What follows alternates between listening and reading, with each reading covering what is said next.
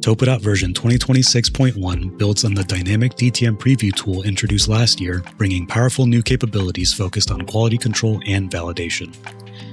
Now, as you generate your terrain model in real time, you can also identify potential issues directly within the mesh, giving you greater confidence in your results from the very beginning.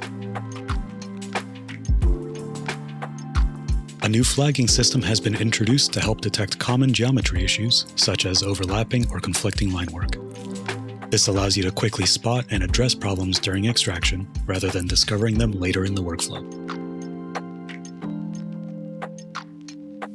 In addition, the 3D Mesh Assessment tool has been redesigned and now works seamlessly with the dynamic DTM preview. The assessment tool can directly leverage the preview mesh, enabling you to evaluate surface quality, consistency, and accuracy without needing to rebuild or export your model.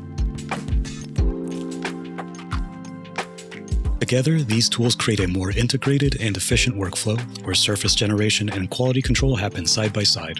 The result is faster validation, improved accuracy, and a smoother path from extraction to final deliverables. Dynamic, intelligent, and now even more connected, this is the next evolution of surface modeling and quality assurance in TopoDOT version 2026.1.